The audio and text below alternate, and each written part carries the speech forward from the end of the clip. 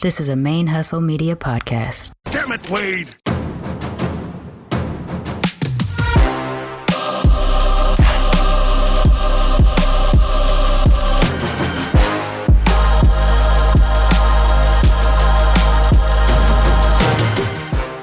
Curmudgeons in the sky.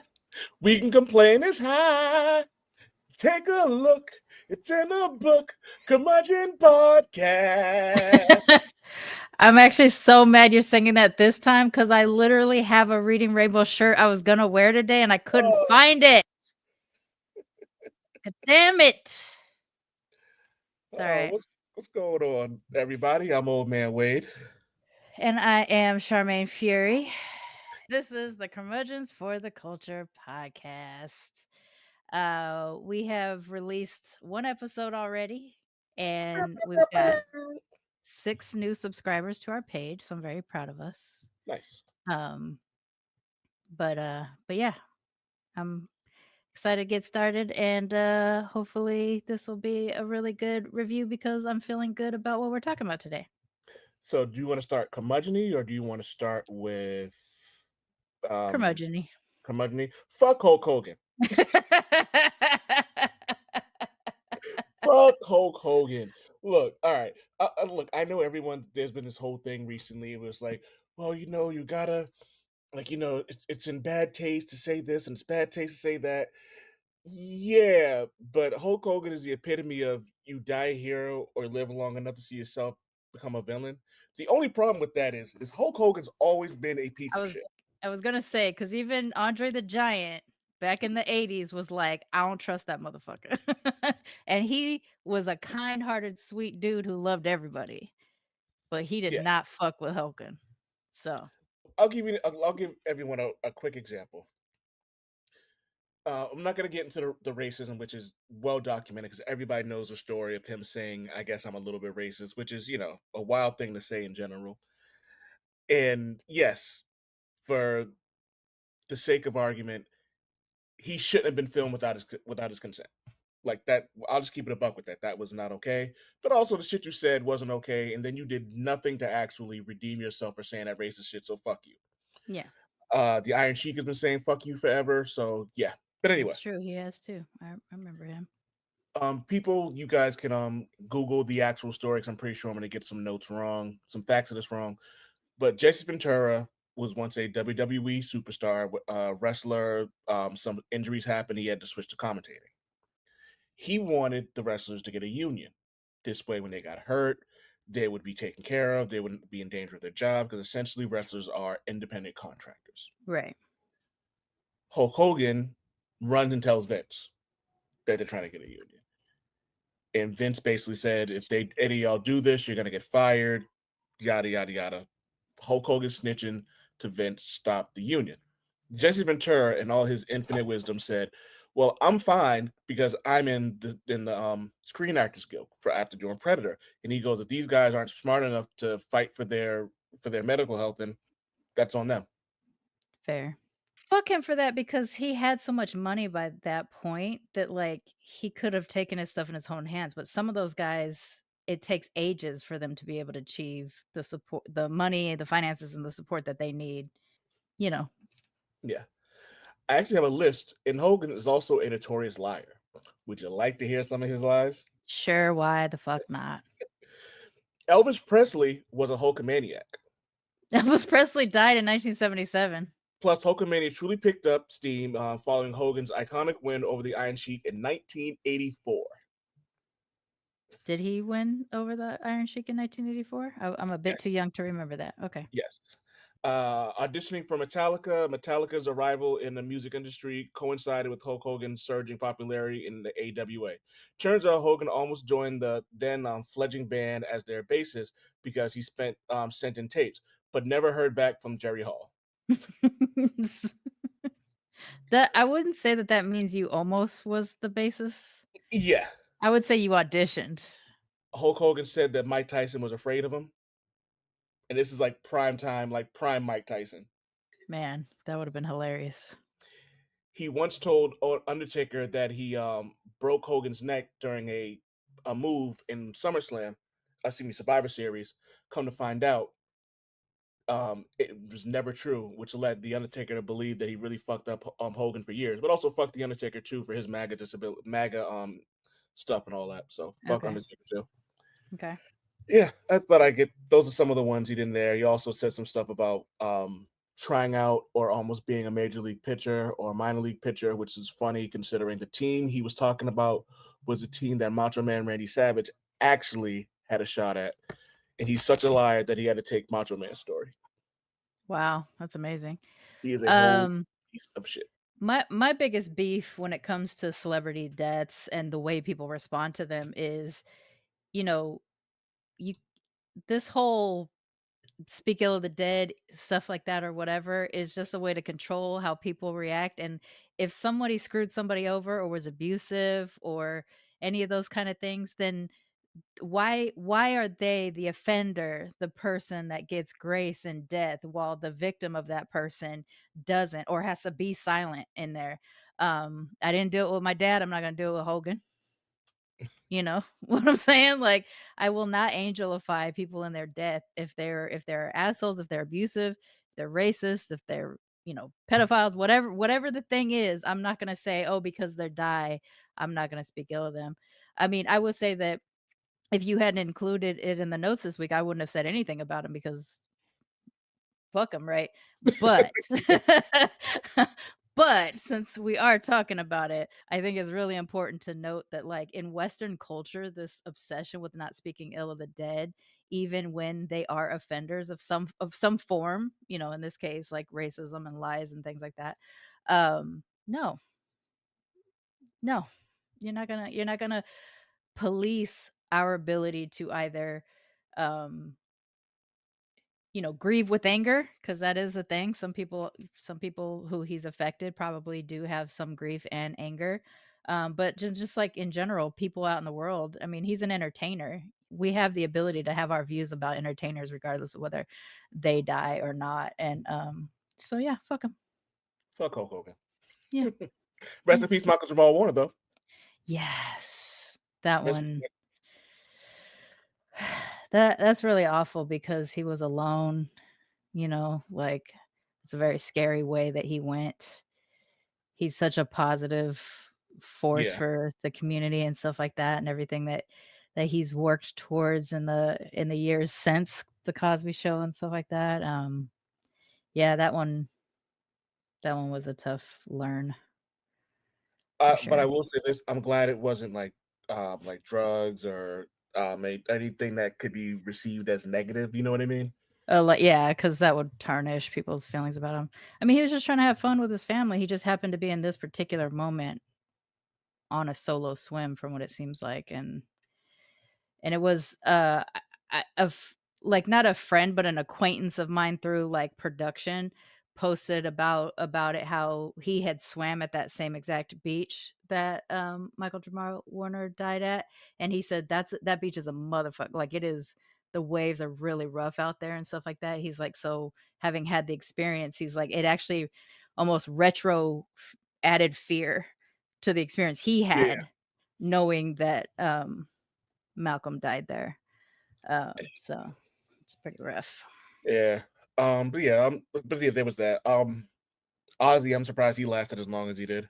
I'm surprised. I honestly thought he was gonna be gone some years ago, because from what I understand, I think didn't he stop speaking? Didn't he lose the ability to speak a while back? That I don't know.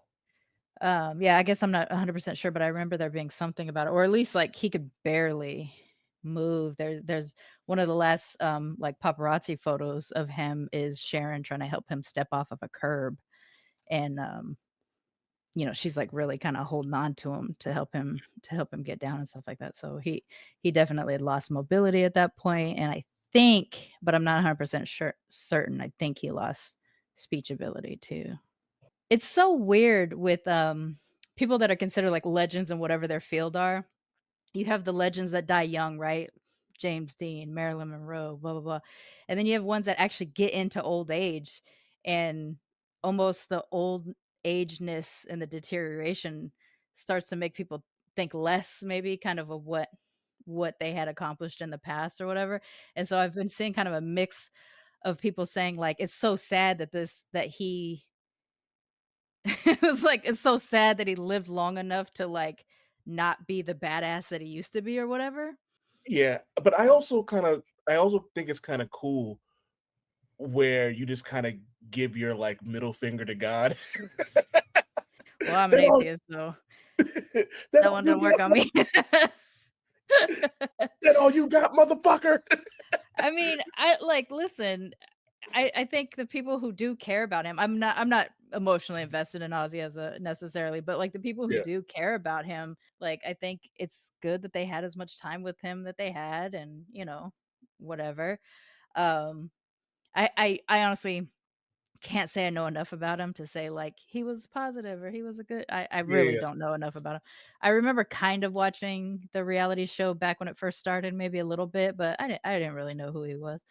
Um But, it's like, man, when they say things happen in threes, like, I am not a superstitious type of person, but it almost always happens that way. Mind you, there were other celebrity deaths or minor celebrity deaths that week as well. But in terms of, like, major ones, that whole rule of 3 thing. And it's funny, they were the three most opposite people.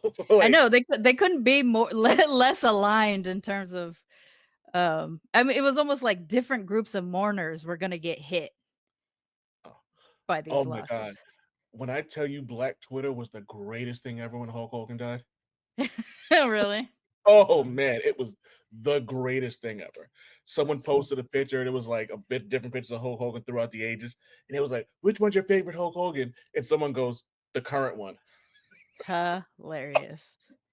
That's And funny. like it was fucking great. But I also will say that like I will give him this. I'm a wrestling fan. So Yeah, yes, I know you are. the industry isn't what it is without him. That's fine. Fair. You can That's a say fair assessment, yeah. absolutely like you know what I mean? Like, but you know what I mean? You gotta take the good with the bad. Like, I'm 100% sure if you digged up my tweets from, 2012 or whenever, I said a lot of atrocious things that I don't say anymore. Like, you know what I mean? Yeah.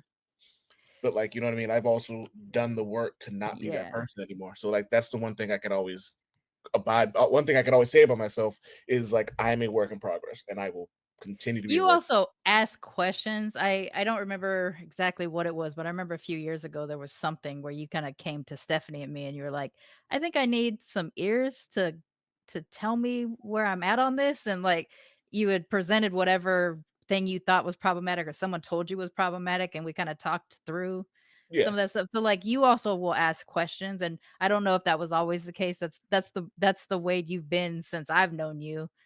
I don't know if that's the way you have always been, but at Kind least of. as long as I've known you, you've been It's kinda good that way. it's good when I have people that I was when me and my mother used to get along, I used to ask her a ton of questions. So, like, it wasn't so, like, you might from, like, when I was little. So, I was an inquisitive kid and grew up to be an inquisitive person, adult, excuse me. And I'm lucky enough to have people in my circle who from, like, different walks of life who can it's like, "Hey, I don't know the answer to this question, so can you please inform me so I don't sound like an asshole?" Like, you Yeah. know what so or come off intolerant, which I'd rather come off as an asshole than intolerant. Like, you know what I mean? Because, you make mistakes one thing, you like hurt a like whole group of people, then it's like, ooh, like you know what I mean? Yeah. Yeah. But I also would hope that like I would be rewarded the same kind of grace. So, Fair. Fair, fair. God, I wish I could call this. God, I wish we could call this episode of Fuck Hulk Hogan. Oh man, but let's get into the goodness. Fantastic Four. Fantastic Four, man. So I need to say this out loud before we get started. I have months and months of posts since they announced that Fantastic Four was coming back and that Pedro is going to be Reed Richards and stuff. So I've been documented in nerd spaces on how like Marvel's not gonna get me to like read just because they cast an internet daddy. There's no way they're gonna get me to like read or even give a shit about the Fantastic Four. But of course I'm a Marvel mania. Of course I'm gonna go to a Marvel movie and support it and stuff like that. These motherfuckers got me They fucking got me. Now, I will say that it's like a full-on eat crow situation. I'm not gonna say it's that, but what I'm gonna Oh, say that's just is because you stubborn. That's only no, because you're no, I stubborn. I think I have a fair reason why I can say it's not that. Because I number was 1, it doesn't change the history of Reed, like yada there. yada yada, whatever. Um, but in the way that I view the multiverse that they're giving us, in this universe, I get it. I understand him, and I appreciate him. And gosh, I think they just did they just did such a good job. And I know I texted you after I saw it because I saw on Thursday, I saw it at 2:45 my time. And I texted you after that and I was like, here's my non-spoiler review. I really wish Jack and Stan were alive to see this. Yeah. I got choked up just there for a second. Uh, so I'm gonna be hella emotional during this one because, like, it's not just the comic book stuff, it's, like, literally there was a triggering scene in Fantastic Four that relates to Tristan dying and stuff like that, and so, um, this one got me so hard, I'm so mad about it, because they did a really good job, but what I mean by I'm just gonna talk through the tears. What I mean by I'm not fully eating crow is that in this universe, in this part of the multiverse, this particular family of Fantastic Four, I like. I'm not a huge Fantastic Four fan. Usually when I've encountered them, they've been in a book of somebody else I'm reading and stuff like that. So, I'm not hugely emotionally invested in them as a team. I have respect for them as, like the first family and all that kind of stuff of Marvel and Yeah. everything. But, as soon as they casted Pedro, so mad about that because I was like, "Don't make me have to go against him," because I love him. But I will say before we get into the full review, I will say that he did such a good job. They did such a good job Yeah. that, yeah. I gotta say, um, we talked about this. The gentleman from the Bear, Ibn Mas Bakrak.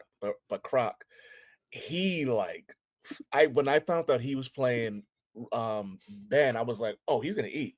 Like he's gonna eat Mm, this because like he's a lot of the character that he played in the Bear have the same kind of like insecurities, but like giant heart that Ben Grimm does.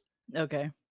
And it translated well in in Fantastic Four. I will say that he really got me. Like, I think he nailed, Ben so much, like, the humanity of Ben and stuff like that, even under the circumstance of his transformation, everything like that, I think he did and I'm not super familiar with that actor, I've seen him in a couple things, but again, he's another person, like, as an actor, I'm not invested in, so to see him show up like that, oh gosh, he just did such a yeah, they all did such a good job.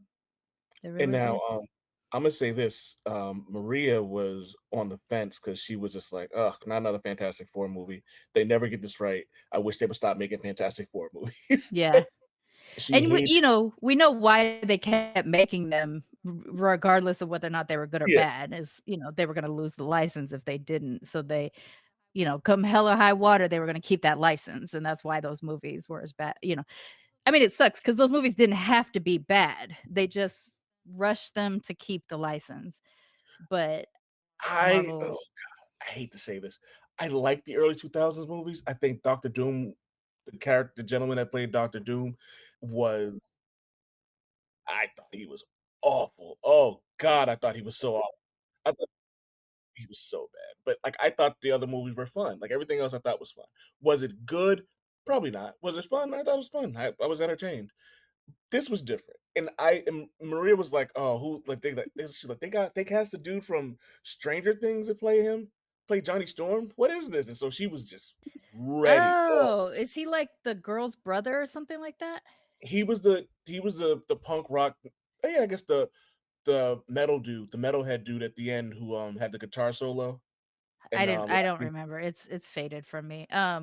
But was he like the older brother of the girl that was dating one of the kids, like the Oh, redheaded girl? Okay. It's been this you so know long. what? I am so not invested in Stranger Let me Things. say, it's funny you say that, and it didn't dawn on me that like the cast of Stranger Thing is like going to a black cookout and going, "Aren't you such and such and such and such and such and such and such and such?" Like because they're all connected in some weird way, and it's like, "Are you the guy who told the guy that I'm the guy that gave the guy?" It's like, "Yo, Yeah, I because know." I honestly don't remember if I saw if I stopped at season 2 or if I stopped at season 3.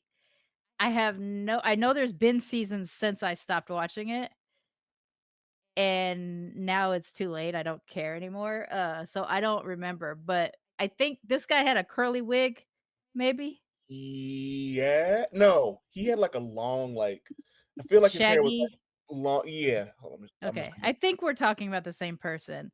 I also looked at him, I was like, "Who the fuck is this guy?" But again, I didn't care that I wasn't familiar with them because I think that allowed me to accept them Yeah, in their role.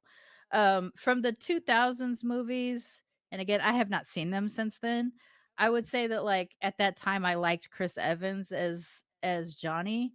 I think he was Um, still good, and he rocked in Deadpool and Wolverine. and yeah, his revamp of him in Deadpool Wolverine was so wonderful. I don't think uh Jessica Alba was really right for Sue Storm. There's no chemistry between her and that guy who played Reed. Um, Ian Grutted. he's a British actor from other things, so like it just was such a strange choice to me. Like he belongs in the Regency era. He belongs in like the Georgian era of movies. He does not Yeah, belong in Fantastic Four. But I thought I he was entertaining. I thought he was good. I didn't like, but you know what it is? He wasn't. Hmm. I think I probably need to rewatch them because I still remember really being entertained. Like I said, being entertained by them. But it's none of only person who's a good representation of any of this is probably Chris Evans and Michael Chiklis. Everyone else was just kind of like, Oh eh. yeah, that's right. Chickless was a decent um Mhm. Ben. That's true. Oh my gosh, I just had a memory.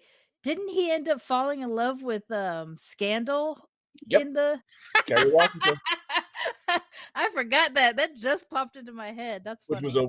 a weird choice for. Yeah, I was like, okay, we're going with her for Alicia Masters. Okay, You're like, all "Sure." right. Um, so okay, back to these ones though. They manage, Pedro, of course, I'm familiar with him and love him to death. I forget the name of the actress, but the one that played Sue Storm, I Jessica Kirby, she was in. she was in The Crown, and she played Princess Margaret, and she was really, really good in that role, and, like, heart-wrenchingly good. Like, there's moments when you're like, "Don't make me care about a royal." Um, and I'm a Brit, I'm a British American. Uh, so, like, I think she did really good. She definitely made me give a shit. What's really also funny about her is that in press, she keeps telling Pedro all the other characters that Sue has affairs with, and she's just like, they're playing at this like now Pedro's jealous because he's like, "Why do you keep bringing this up?" And she's like, "I don't understand the age difference thing, but like, I have an affair with Spider-Man at some point, and of course Namor. I have an affair with Namor." And Pedro's just like, she will not stop bringing this up every time she get like so he's like really behaving like he's hella jealous that these opportunities will present themselves, and she's like, "No, come on, you're my guy, you'll always be my guy." Ah, um relax, guy. Relax, guy. Yeah, so she man, have you seen that? Did you see that last episode? Oh yes, I Okay. did. Oh yes, I did. I watched it twice. I have not watched South Park in like 20 years, and I ended up watching it because people kept talking about it, and OM Buddha. I cannot believe. I don't know why I can't believe that they went that far, but they sure It the was fuck like did. they were like, "Hey, we got the episode ready. Just sign the contract, and this episode will go out tomorrow." Oh my gosh, that was so crazy. But Fantastic Four. Um Okay, so, I texted you after I saw it, I'm like, I don't wanna set you up for anything because I know you hadn't seen it yet, but I was like, the what I will say about it is that I really wish Jack and Stan were alive to see this because they Yeah. never got a chance to see their, creation brought to light in such a beautiful way, and I think they really did nail it. But and hopefully this doesn't make me cry, Jack and Stan were in the movie. I know, the universe, I think it's 828 was, after That's his birthday, That's Jack's birthday, and I but know, the woman that Ben Grimm liked was based off of Jack Kirby's wife, or a picture oh, of okay. Jack Kirby's wife. Okay, I didn't know that. But there is a scene when the herald first comes down, um, and they kinda show different people in the city reacting. There's 2 men that are working on a comic that go towards the window, and they're looking out the window at the herald coming down, and they're like, "Oh my gosh, what's happening?" And that's Jack and Stan. I remember that scene now, and Yeah, that's funny, I looked at it, I was like, and it you know how, like, you understand this because you went to school for film, and, like, I watch movies and I read a lot of comic books, so you can tell when there's certain scenes that are supposed to be important even if you don't know why. yeah. So it happened, and I'm like, I feel like I'm supposed to know something here, but I don't know what it is. So, I noticed them in the first time I watched it. I saw it twice on Thursday. That's how affected I was by it. I went to go see it at 2:45, and then I got home and went to therapy. And I had the SAD. I caught the SAD after therapy, so I was like, "Let me just see if there's a seat available in the 8:30 show." And there was, so I went. And so I caught it the first time, but I didn't necessarily reference it as Stan and Jack, but I was like, "Oh, they put comic book creators in it." And I don't know why it didn't dawn on me that that would have been Stan and Jack because it is the '60s and all that kind of stuff.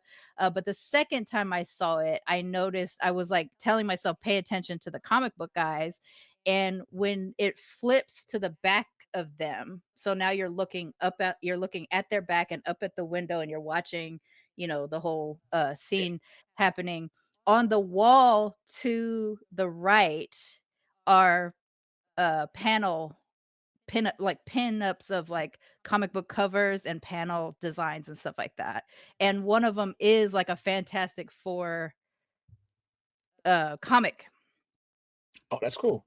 and stuff, so that was cool, but I also just really appreciate, because that is something that I miss about since Stan died, is that we're not getting, Stan cameos, and I think they even kinda stopped like, in the beginning after he died, they would put him in different ways, like, a photo of him would be in the background or, things like that would happen, and then that just kinda stopped, I know, and Deadpool and Wolverine did one, and I kinda feel that, like, if Ryan Reynolds is gonna if it's a Deadpool movie, I feel like they'll always make it a point to put him in there, or if we're looking at something that's not as serious, like, Thunderbolts was uh it wasn't an ultra serious movie, but it was a really emotional movie, so I think it would've been kind of out of place to kinda have a Stan Lee cameo, like, kinda like Easter egg or like a goofy moment. So but, like, there probably will be a random one, I think, in Doomsday, but not in Secret Wars. I mean, even if it's, like, not relevant to the thing at all, and it's just, like, a photo of him in the background or something like that, I think it's just nice, I don't know, and honestly, I wish they would do it with Jack too, I mean, Marvel really doesn't exist without Jack and Stan, so this was, like, like, a really heartwarming thing to me, I really appreciated it as sort of, like, um, because yes, I read comics and I love comics and stuff like that, but I also am really into like the comic book history, the stuff on the background of whatever happened and things. And so to see them represented in the film, I really really appreciated that. Do we want to address the elephant in the internet of the gender swapped surfer for people who don't read comics? No. I really thought this was one that was gonna get you because You last week, you wanna know why? Because huh? fuck them. That's why. Fair, Like, fair. you know what I mean? Like, if you're upset about it, that sucks. And if you're upset about it, and if you're truly upset about it because the Silver Surfer was the first, and you're upset about it, there's way other things to be more upset about. Reason why I thought you were gonna have a pedestal about this was because last week your 4 fuck you for that's that you listed, one of those was having strong opinions about the comic book movies when you haven't read a fucking comic. Yeah, but it's a little different with that because this is just um angry white guys who are just being angry white guys. Like, you know what I mean? And Yeah. yes, there sadly there's some black people in the mix of that, but it's like, yo, like it's a real character. Like, you Yeah. know what I mean? You're just mad that it's a woman, and you're mad that it's an award-winning woman. You're mad that it's a woman who's gonna slay this role, and you just want another dick in the movie. Sorry, it didn't happen. It's such a weird thing, No um no Silver Server slong for you. it's such a I mean, I don't know if it is necessarily a weird thing. Like, I understand that there are some character. Well, okay, not that I understand.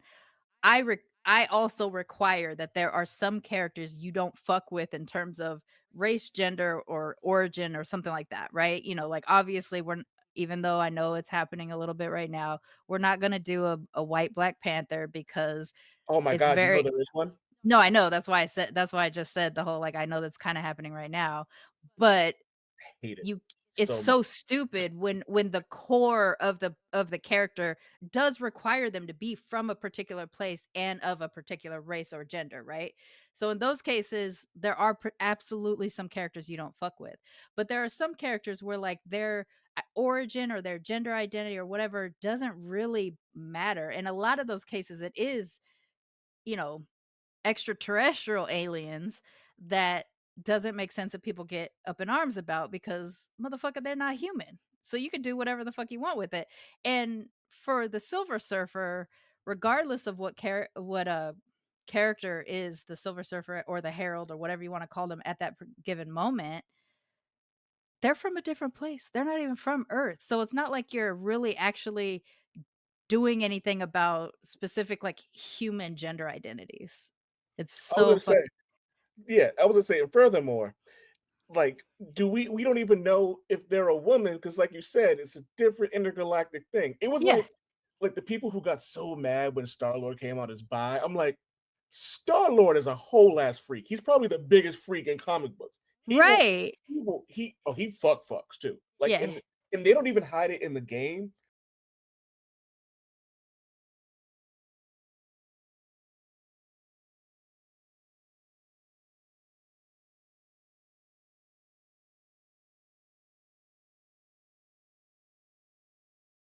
Like little cute ones from Men in Black.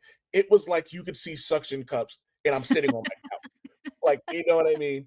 And oh god, and it was like, oh, I can't believe they made Star Lord bisexual. I'm like, how can you not believe it, dude? He's yes, he's Terran. He's human, but he's also half alien. Like, and he's lived like outside of Earth for decades. So yes, and I would like to quote, Donald Glover related to this when he gets cast as Lando, when people were asking him about, like, "How do you feel about, them saying your character is a pansexual person?" He was like, "There's so many things to fuck in space. Why would you limit yourself?" yeah. And for the love of God, for all those people saying how weird it is, you'd fuck Gamora. Keep it a buck. If anything, Star Trek gave almost all of us a "fuck a green bitch" fantasy, so if you're gonna tell me you've never fantasized about fucking a green bitch and I you really watch wish Star we could call Trek, this. I really wish we could call this episode "Fucking Green Bitch Fantasy." I mean, we still can, you just gotta put the asterisks. Oh man. But, I mean, come on. But okay, getting back to Fantastic Four. That was just an aside. It has really nothing necessarily to do about this movie because I that Well, it that does because we're talking about like just like people just like really getting getting upset so about this. mad and worked up, and if you haven't read or like you don't even have to have read because I'll be honest, I had never read a book where she was the Silver Surfer. I Neither have was I. only I was only kind of like aware of it because it had popped up in all these different pop culturally things. Um You hear something funny? Even after when they announced who she was playing, I was like, oh, I wonder if she's gonna be Nor. And the first thing I thought was like, oh, they made Norn Rad a woman. Cool. And my buddy Lavelle hits me up. He goes, oh, did you see that they who they cast as the Silver Surfer? And I was like, yeah, old girl from the Netflix show. He goes, yeah, I can't believe they're using XYZ Silver Surfer. And I just a bunch of question marks. She goes, Shia LaBeouf. yes, thank you. And I was like, I didn't. And so he was like, you didn't know that there was a woman that was Silver Surfer? And I went, no. And so, like, again, before I even knew this was a thing, I wasn't upset because you've you've already established that this is not the comic books. We've established this in Iron Man 1. Like, no, we established this with the first Batman movie in like the 40s and 50s. We've established this is not the comic books. Yes, some things are going to be accurate, some things are not. Whatever. But what really gets me about it is it's like just enjoy something for what it is. Just Now, I, enjoy it for what it is. It's a like, fucking fictional book turned into or a movie. here's an idea. Don't watch it. Like, I'm curious to Fair. know what's gonna go on with this, like, white Black Panther thing, but not so much that I'm actually gonna pay money for this comic book. Like, I read the first one and I stopped, and I was like, "Yeah, you're not getting my Yeah. $4.99 a month now." And it's I'm it's Priest, right? Priest is doing it? yes, it kinda made me sad that it was a black man writing this too, and I'm just like, Yeah. it was like, I saw, like, someone at a Comic Con went up to him and was like, "So, what's up with this or whatever, are you surprised by all the backlash?" And he was like, "Yeah, actually, I really am." And I'm like, "What?" I was really surprised that he was saying he was surprised that there was gonna be a backlash, I'm not but gonna say who, but somebody, close to me said that there's definitely something going on with whose ever idea that was to make Black Panther white. And a buddy of mine thinks that it was just like it's one of those like sensationalist things where it's like that maybe this will be the thing to do it. And I think it's having the opposite effect yeah. because it's it is what it is. But yeah, but the whole This is idea. not the era to test it out. Like, I didn't they do a what if with, like, Sue Storm as the Black Panther or something like that? Um I don't know. I know they did Marvel did this thing called instead of what if it was what, huh? Yes, And that's what it is, that's what it is. like he took his mask off and he was like and it was like, wait, huh? And it was like, but she's the Black Widow. But they're like, yeah, but there's a difference between her being the Oh, it Black was Widow Black and you Widow, being okay. Black Panther. And it was and like Hawkeye's losing his fucking mind in the background because he's like, this makes no sense. Yeah, But yeah, that would have been the time to try it, and I don't think it worked out well then, so, like, why did they try it now? But, Julia beyond Garner that rocked as Shalabal. Um and I and it's funny because like it's from the things that I've seen her in, I was expecting like, how is she gonna like tone it down, you know what I mean? mhm. But it was perfect. Like She the did really well because it's, like, yeah, nice and monotone, but when yes. she has emotion, she's exhibiting the emotion even though it's not, like, a really big she's not chewing up the scenery in any way, Mhm. and the only really big emotional reaction we have is when she's hearing the people from her planet thanking her, the messages that Johnny Storm is playing for her, and, That was you so know, well. it overwhelms her and she goes all the way up and screams and stuff like that, like, that's the biggest impact, but it was so juicy, like, it was so good for what we were experiencing with her. Yeah. Um, I really think, like, they got down to the this is what I like, and I remember feeling like this in the second time I watched it, when people were talking about, superhero movie fatigue, Yeah. and, like Which you is just not said, which is not a just thing, by don't the way. watch it. Like, just don't watch it. If you're literally having superhero movie fatigue, you don't have to watch it. But for those of us who enjoy it, and to be fair, like, I even enjoy the bad ones. I'm just excited to see characters that I've read in comic books for years finally on the screen, right? Um, and, my own thing is just like, just don't rush it. Like, you can always Yes, deliver. You can 100%. always wait. We will show up as like real comic book diehard fans. We will show up. And I was so grateful when they announced, the first Avengers movie, saying how far out in advance it was gonna be, and they said, "Because we wanna individually introduce you to the characters," and Yeah, people were just like, "What? This is crazy, don't do that, whatever."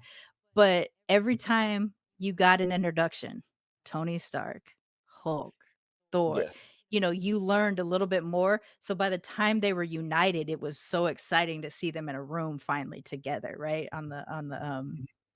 The helicraft? What do they call that thing? helicarrier. Helicarrier. Do you wanna hear something really funny about that? Because you mentioned, how far out it was. I was writing an article, and I was talking about how there's a there was reports going out that they're gonna fast track Wonder Woman, and I was like, "That's a mistake.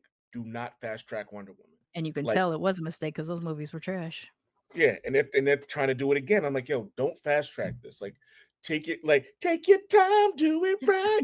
Um, but, like, so I'm looking at I started writing an article, and I always make it a point to fact check. I always fact check, and sometimes I will double and triple check just to make sure. Here's a fun fact for you. Iron Man 1 to Avengers took the same amount of time as Man of Steel to Justice League. Same amount of time. Really? It's funny. Having a conversation with my buddy Lavelle. And I was telling him about this, and I was like, "So what was the difference there? Like, why did one seem so rushed and the other one didn't?" And he goes, "With every movie that was coming out from like Iron Man to Captain America to Thor, you got more characters that were introduced, and it didn't seem forced that they were introduced. Right. Iron Man 2 wasn't the best movie, but it was a phenomenal introduction for Black Widow. Black Widow, yeah. Thor 1 Thor 1 wasn't really that It was good either. fine. Yeah, But Hawkeye's introduction, super dope, and he didn't yeah. shoot one arrow the entire time. And his opening moment, you learn so much about Clint in his opening scene of Yep, Thor. That's and what and, you like needed. and that was the difference between, like, you didn't get that in Man of Steel. Um, and for the record, I'm one of the few people who didn't I enjoyed Man of Steel. I enjoyed Batman v Superman for what it was because I wasn't and I almost got up and walked out the movie within the first 10 minutes of that. I don't know if I've ever told you the story. Me, my wife, my buddy Fletcher, and, his wife, we're watching the movie, and Martha and Thomas get shot. I stand up and I go, "Done," and I almost walked out. Because how many times do we need to see these motherfuckers get killed? We know. We know. Oh, fun fact, James Gunn has said that they're not doing that again. We've seen the pearls drop. We don't need to see it again. I know. It's literally, Oh, literally and to every get back fucking on that, movie. they handled the introduction of how the Fantastic Four became Marvel's first family perfectly. Just a Right, 5 because we were different texting about this. It was like, thank goodness this wasn't an origin movie because even if you haven't read a Fantastic Four comic, you've seen enough of the bad movies to understand what happened. They went up mhm, to space, there was fucking cosmic storm, everybody got powers. Now they're out here being the Fantastic Four. That's yeah, literally how much information you need. mhm.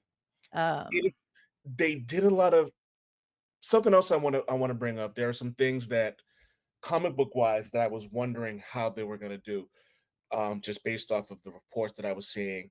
One of them was the relationship between Johnny and Ben, which is a huge part of the yeah, Fantastic Four because for a lot of people, they are the comic relief. For decades, they were the comic relief. yeah, Um, Something you've mentioned on multiple occasions is Reed Richards can be milquetoast. Like, you know what I mean? Like, mhm, he can be bland and boring as hell. Sue's great, but she didn't really get her real time to shine until mid 90s, maybe, you know what I mean? right, And yeah, even then, they were putting her in these, like, random bikini things and giving her a giant gun. She's the yeah, fucking invisible woman, like, she could and as you've seen, she could knock down gods, like, you know what I mean? Wolverine yeah, Wolverine once said when he was this is like, "Wolverine controlled by Hydra, I will kill you, Wolverine." and he was like, Susan Storm's the only person in here that makes me nervous. I'm glad we finally got to see Sue Storm in her, like, actual glory and Mhm, not the especially because we actually did go back to the '60s for this movie versus modernizing it, right? Like, mhm. she was not Invisible Girl. She was the Invisible Woman, and she had when in the first moment like, you already get tests of how strong she is a little bit here and there throughout the movie, but when she finally starts to push Galactus, the first push, you're like, "Wait a second," because we haven't seen this in the movies yet. We haven't seen her, um, perform at that level before, and it and I mean, I'm not a parent, but I can understand the idea of, like, a mother's attachment to her child is so strong, Yes. she'll, like, do everything, and she literally says in the beginning, "My mother said that for me, she would move heaven and earth," and her version of that was, "I will not sacrifice my son for this world, but I will not sacrifice this world for my son." So she gets out there and she starts to push, and you're just like, yeah, that's mom strength right there. Like, not to Mm, take away from the fact that she is a powerful being, but you hear Franklin cry and you see her go to work. Like mhm. that's how that timed out. And I'm so glad that we got to see like a powerful self Assured. assured. Right. I was like, "What's the word I'm looking for?" Like, self-assured Sue. Because that was one thing about the Jessica Alba version is that she was always sorta damsel-y, and it's like, "Bitch, you're a scientist. Like, you're supposed to be up there with" like, I understand Reed Richards at this time is, like, considered the smartest man in the world, at least, maybe not the universe yet or whatever, but, like, Sue wasn't a slouch. Even in the '60s, even when she was kinda damsel-y, she still wasn't a slouch. She still had, intelligence and skill, training and stuff like that. It's not an accident she was up in space and shit. So to finally Exactly. get her be a fully formed human woman was really nice. I also agree with you. The relationship that we got to see with Ben and Johnny was really precious because yeah, they fuck with each other, but they wasn't nasty, right? Yes. And I Yes, feel yes, like yes, that yes. is kind of what happened with the Chris Evans um You know what's funny is Nicholas I a didn't little really bit. yeah, and then, like, the Fantastic Four movie we won't mention by name, at the end of it, when, like, Michael B. Jordan's Human Torch was like, "I guess we just call him the Thing," and I'm like, "Y'all didn't have a relationship this entire movie. That wasn't Yeah. fun. That was mean." Yeah. You know what I Yeah. mean? Like, it was out of place. I It kind of didn't make forget that any that one sense. happened, but I saw it one time and yeah. Oh, you know me. You know I'm a glutton for punishment, and I've only seen that movie once.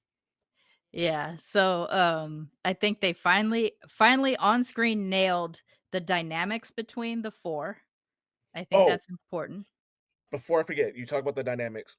This was something, Maria and I talked about because it kind of and again, I'm not a clinician, so I can't obviously diagnose this, but it did seem like they kind of made Reed kind of autistic in certain ways. Like, you know what I mean? Just certain things he did and certain ways he was thinking. And I was having a conversation with somebody at work about that. And one of the things I loved about how Sue handles the way Reed thinks was she didn't chastise him, but she didn't hide her emotions about how she felt about where his mind went. Yeah. She didn't like it wasn't one of those situations where she just like lashed out with her powers and then stormed out of the building. Like, you know what I mean?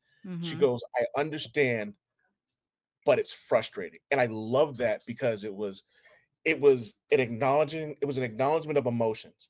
And I Yeah. think that's something that the Thunderbolts got perfect. Mm. Acknowledge the emotions. Like, you know what I mean? We don't need to hide from these things anymore in comic book movies. They're an essential part of comic book characters. Yeah. Like like Spider-Man's not the only character who goes through it. Like, you know what I mean? Like, Yeah. and then to take that emotion and like I said, instead of lashing out, she walked out not knowing how this crowd was going to react Yeah. and stood in front of them and basically and introduced the world to her child. I was like, yo. And I Yeah. couldn't help but get like chills at how like how powerful that was. Like, you know what I mean? Yeah. Like, she didn't that- need to force Bubble to tell you she was powerful. She was like, "I am holding my child, and I'm walking into the middle of this crowd." yes, Yeah, yes. And I couldn't, like, I was just so amazed by all the things they got right. yeah. Um, I if I have a complaint, I would have liked for Ben to have a bigger moment, you know what I mean? Mhm. And for the lack of a better term, and I don't mean the pun, despite the fact I was gonna come out, despite not having a big movie, he is the rock of their family. Like, you know what I Yeah. mean? Like, he's the Yeah, one yeah, who, he's the emotional core of yes, he that. holds it down better than anyone. Like when Johnny was going through it, Ben just happened to be in the next scene. When Reed and Sue were going through it, he just so happened to have Franklin in his arms. Like, you know what I mean? Everything about him, like this, the family does not work without Without Ben. Ben, yeah. And My I love, favorite line that Ben has in the whole movie is when, um like, Mole Man says to Johnny, "Don't be mad at me, I didn't dress you," and Ben and Ben says turns him around like this, and he goes, "You're handsome, Johnny." He just says, "Don't worry about him. You're handsome." And I fucking fell out. And I was so mad that I was the only person laughing the first screening. At that moment, I was like, how do you not find that moment funny? That shit was hilarious to I me. agree. And it was just so it was cool. Like, you know what I mean? Like, and they really got they didn't make Johnny overly, like, they didn't make him a himbo.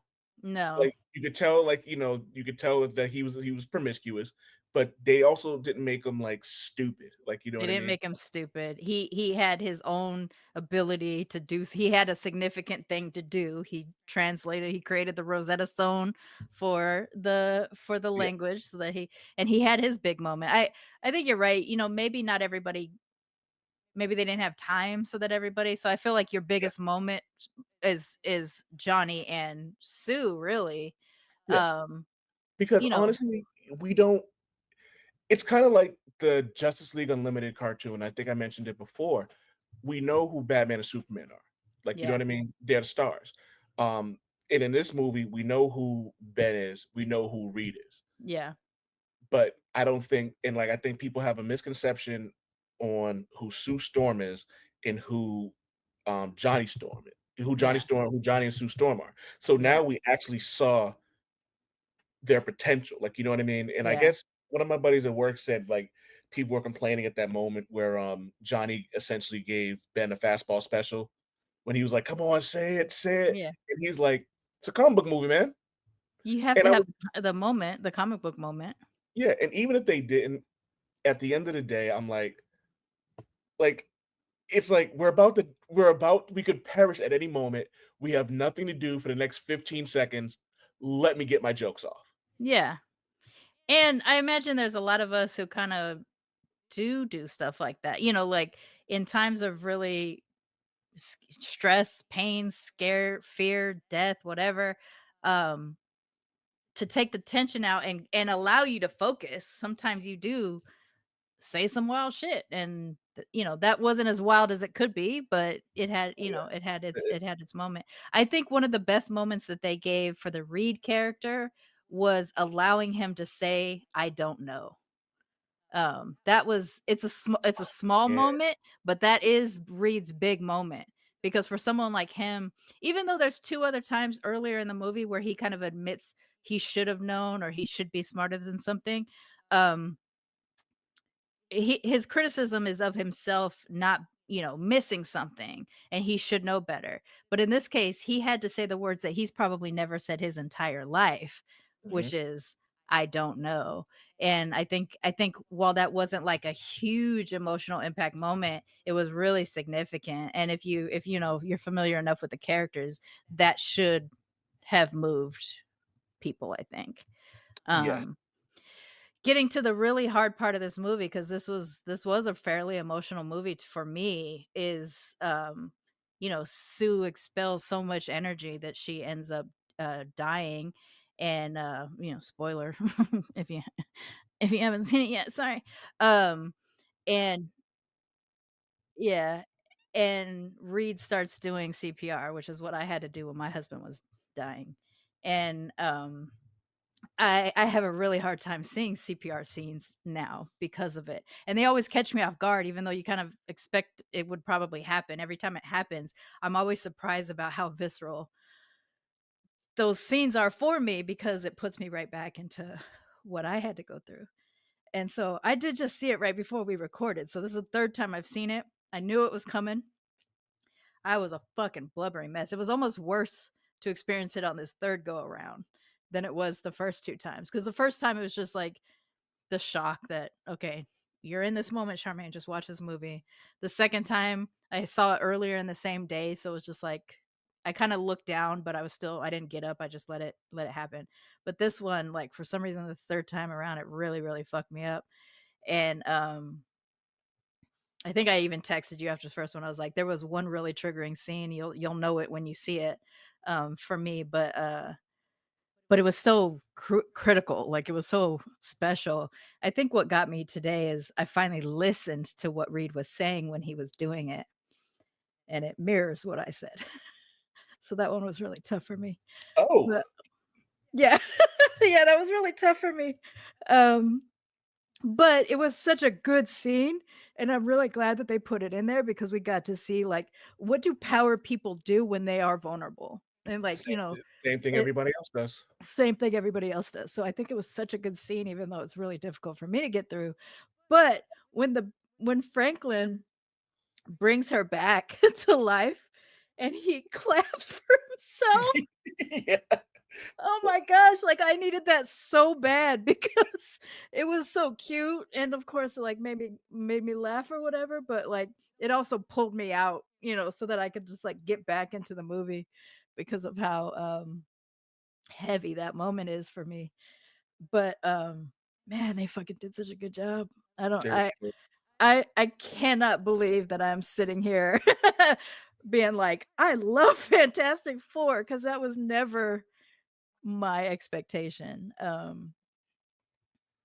But they did such a good job, and I'm so looking forward to see how they um get woven into the Doomsday Yeah, because uh they didn't because film they didn't pay off the moment at the end of the end of credits with Thunder, Thunderbolt. Yeah, which that's interesting. I'm I'm happy they didn't, only because like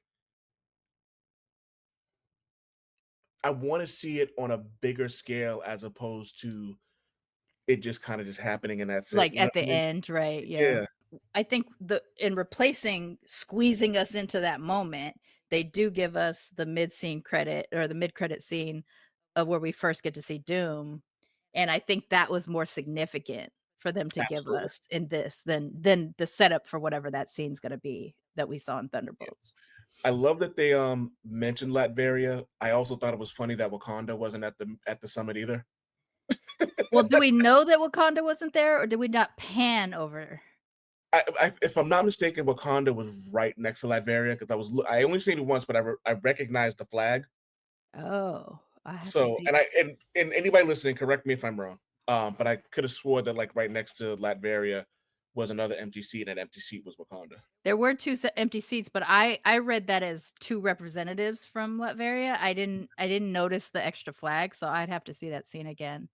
Um, but I have notes about the mid-credit scene. Sue and Franklin are reading Hungry Caterpillar in that scene, which Yes, is cute because Galactus is the, destroyer I of never, worlds, I never even thought about that. the That's hunger. crazy. Yeah, Yes, that one was good. Um, Franklin with Doom. What do you think is happening in the exchange between Franklin and Doom in that moment? I think they know each other. Do you think they I you think think that I think there's a relationship between the Fantastic Four and Doom, and I think that they hit you with the cliffhanger specifically because they want you to think that something bad is going to happen.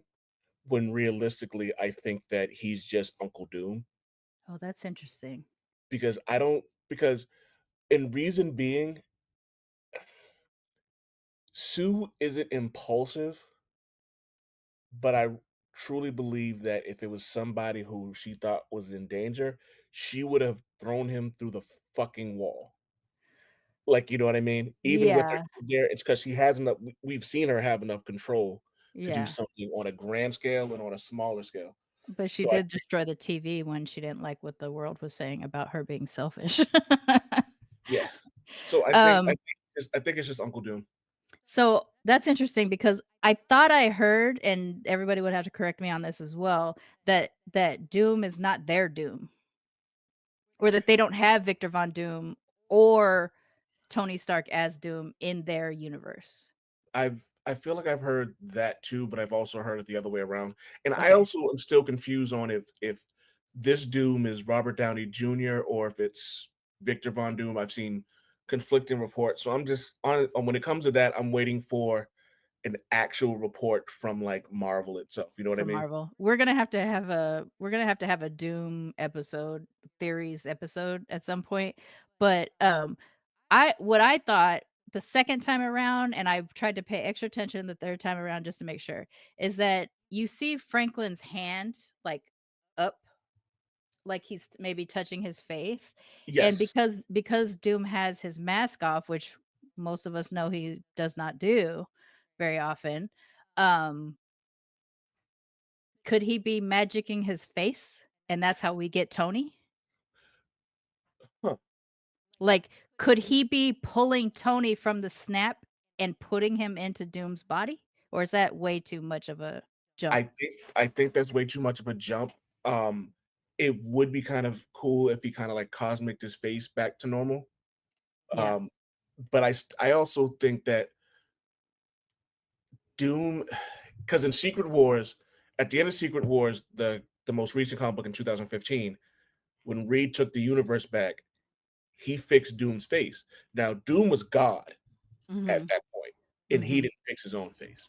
So I don't think that he would want to do that. But again, I'm thinking from the mind of a comic book reader. Yeah. I'm not thinking about it from someone who's just thinking about the movie.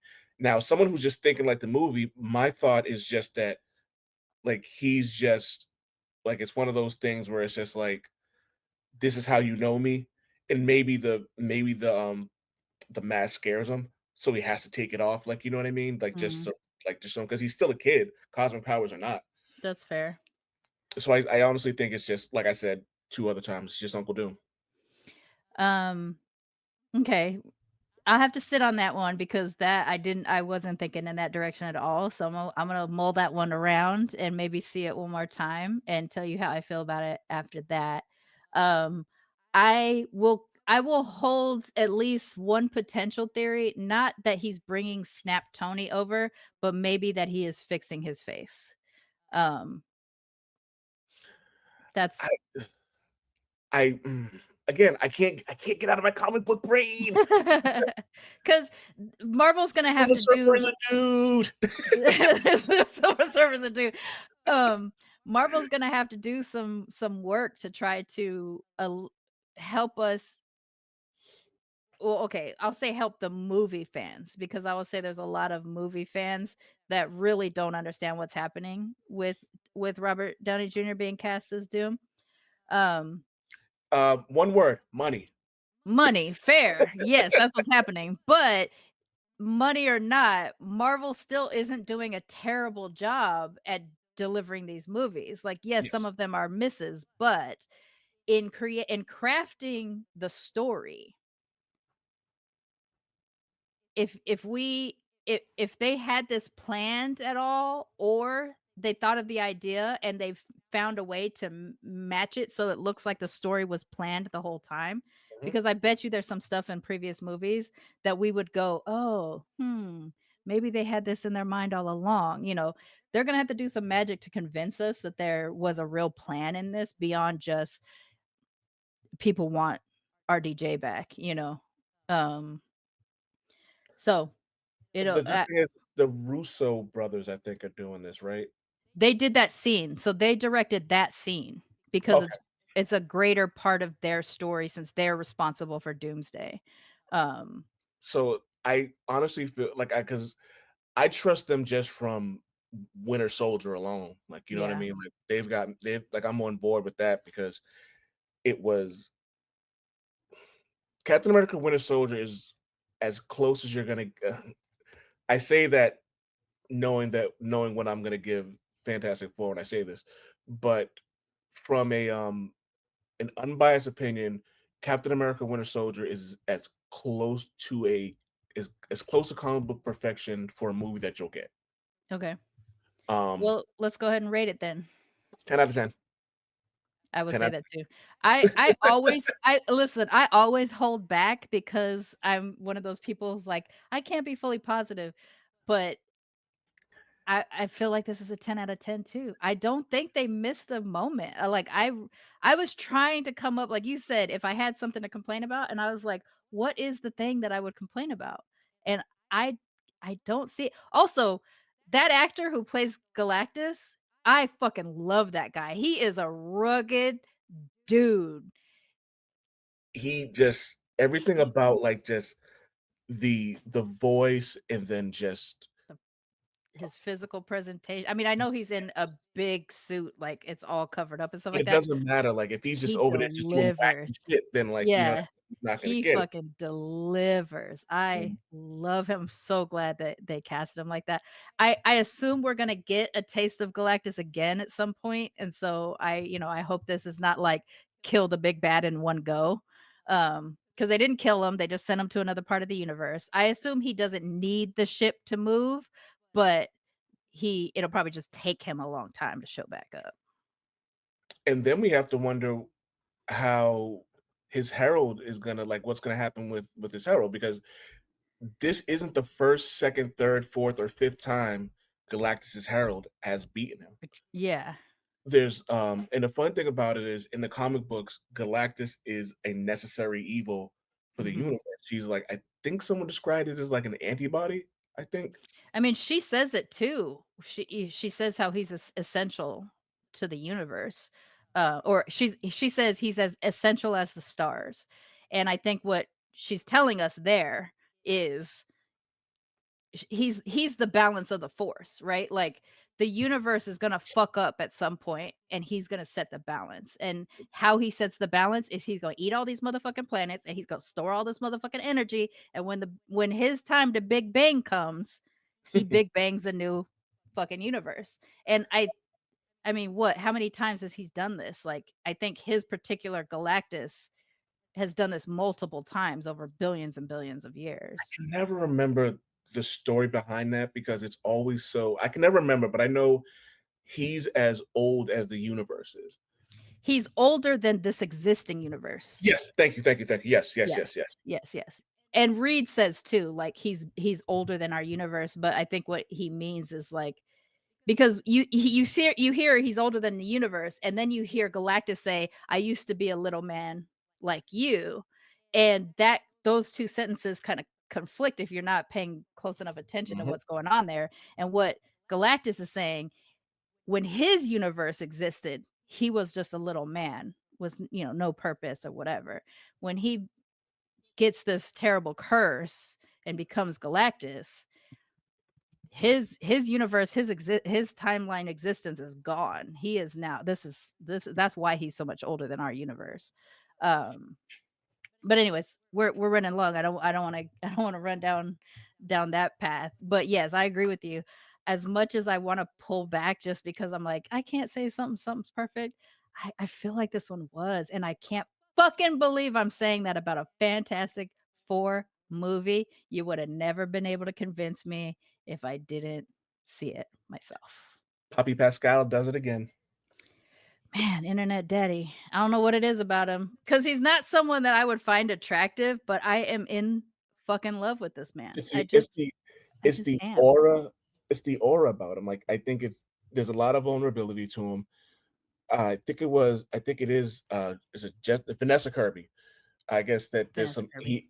he has Pedro Pascal has an issue with like I guess like speaking in public. So I guess they're Yeah, like he's they're got seeing anxiety. Yeah. And so, like, you'll see her, like, holding his hand just to kinda, like, keep him calm, and it's fucking dope. He talks about it. It's great. Yeah.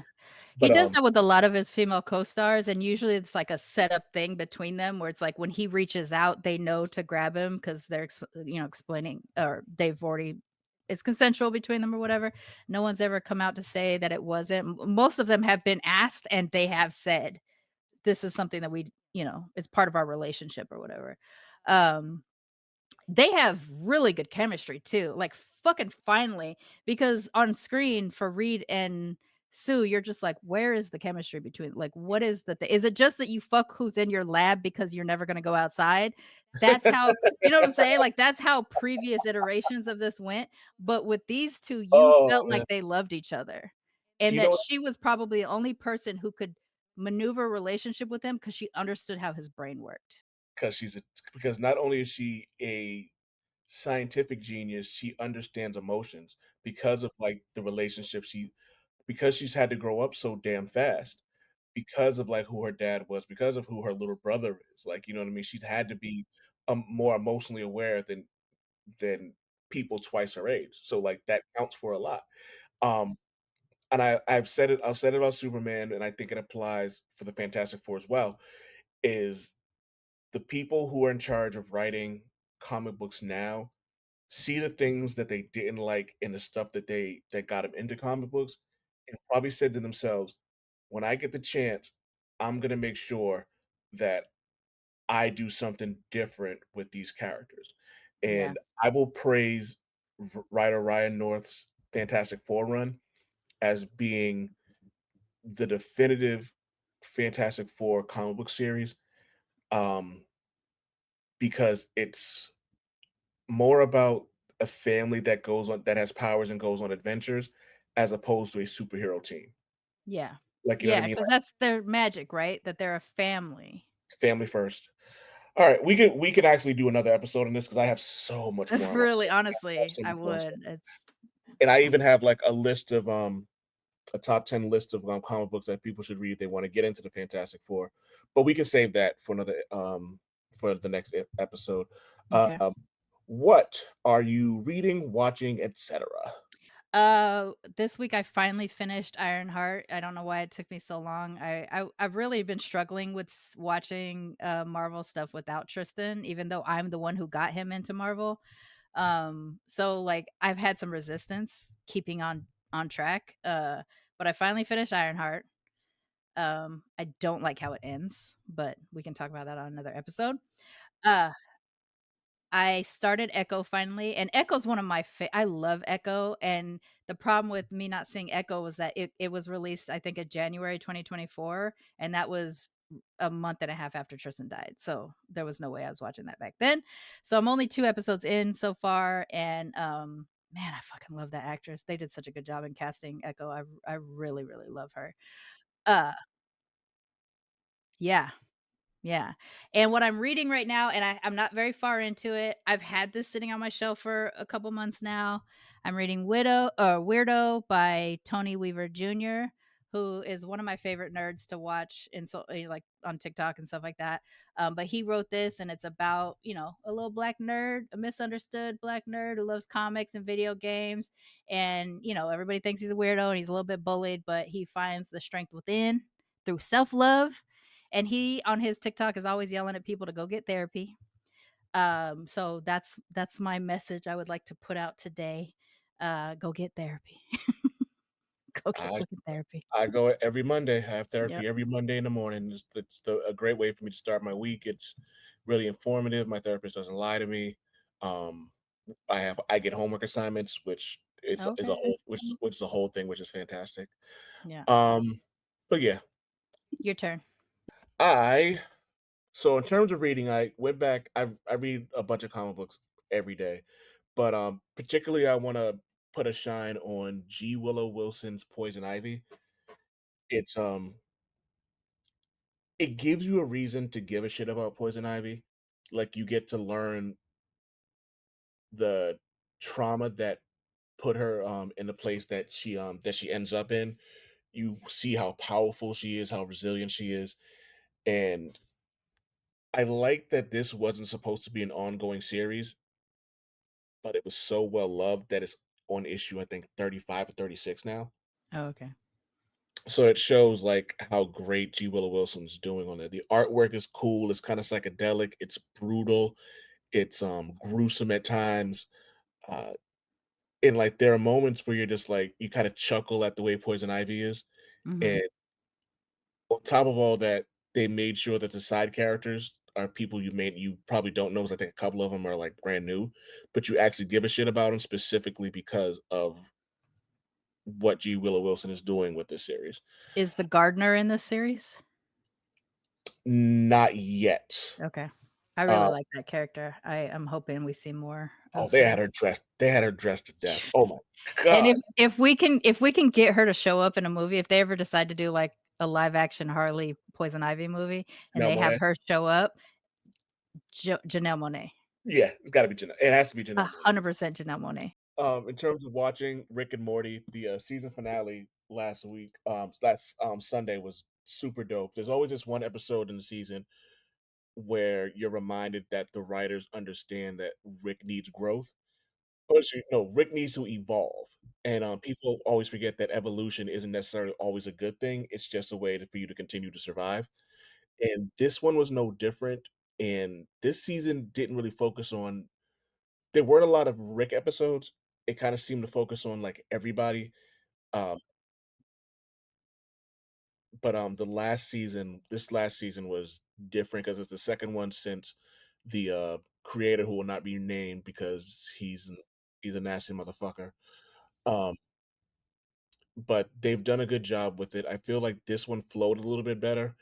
The last one just kind of seemed like a hodgepodge of episodes with an episode in the middle that should have ended the finale, end of the season, as opposed to this one had a much better flow.